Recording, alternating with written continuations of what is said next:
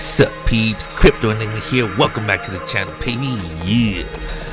Real quick, before we begin, fam, I just want to quickly apologize because for whatever reason, my video capturing software decided to give me issues this morning, and so at times, because of all the mist in the atmosphere, the frame rate gets just a tad bit rough, but you can still clearly see what's going on. So with that being said, back to the video, baby.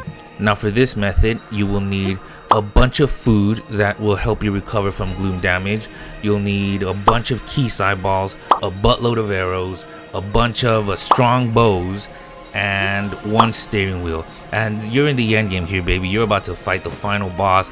None of these items here are particularly difficult to get, so I'm assuming you're able to, especially considering the ability to dupe. Now, make your way down here, beat up these these creatures here that get in your way at first, and make your way to Ganondorf's lair or whatever. Again, this is a cheese method, and honestly, if you made it this far, you might as well fight the guy. But if he's for whatever reason giving you a little too much trouble, then this method here might be something to consider.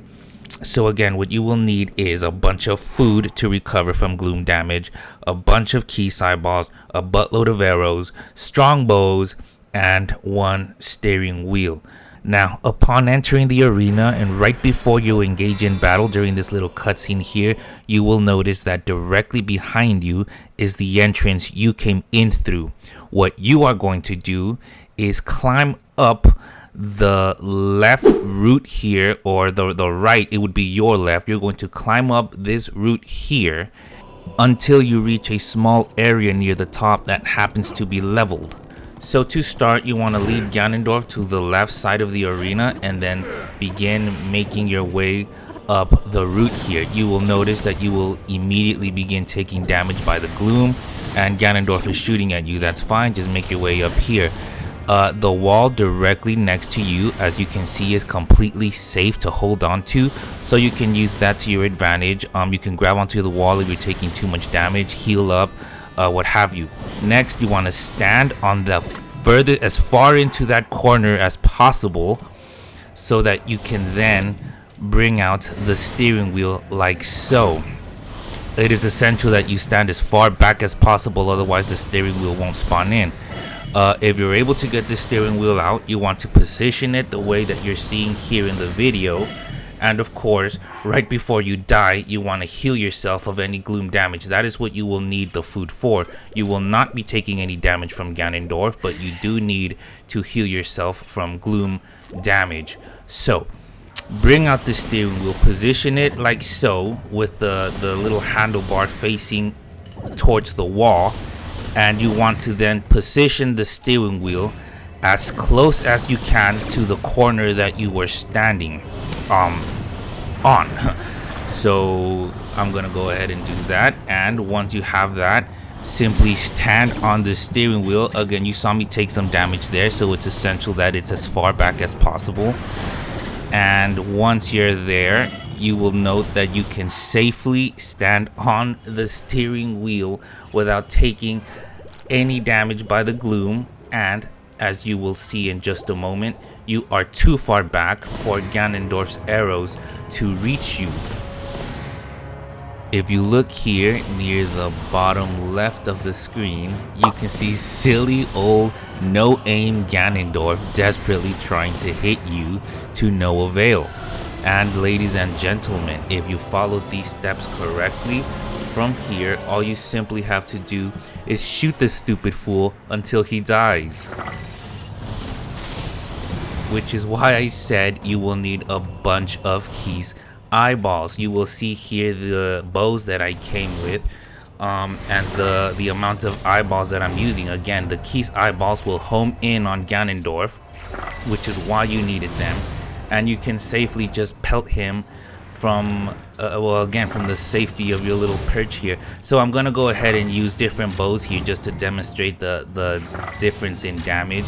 I'm using that black bow there, and I'm gonna use this gold one.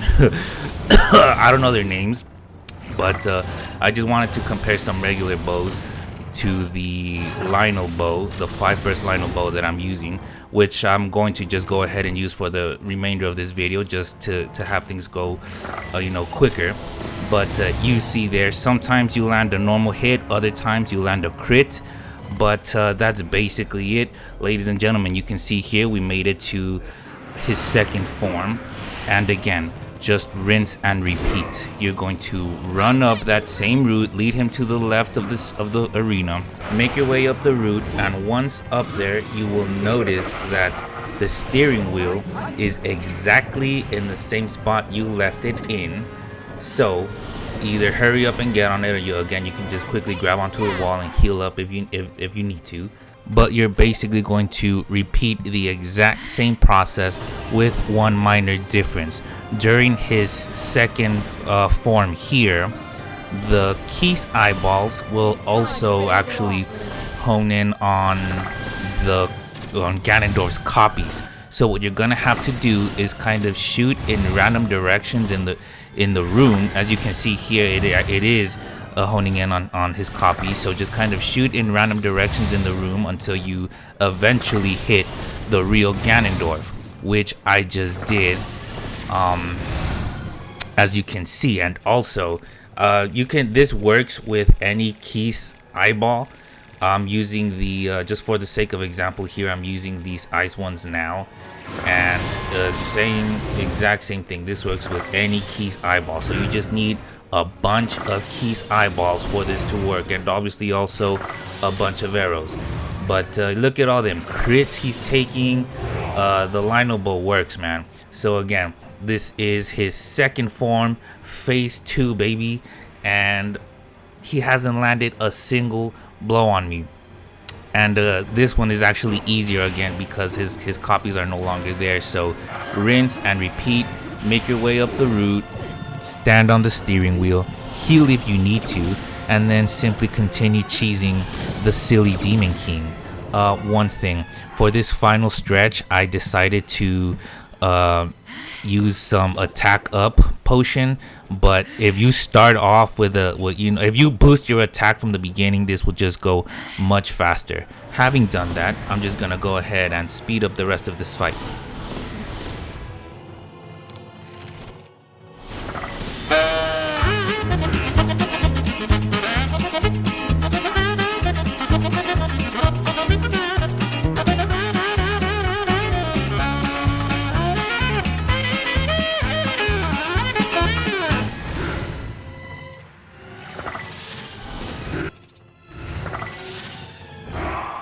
And that was that, ladies and gentlemen, the Ganondorf cheese method. No more naughty Ganondorf. Thank you for watching. I hope you liked it. And again, this third Ganondorf is the easiest one, so y'all know how to do this one. But yeah, thank you for watching, and I love you, baby. Mwah.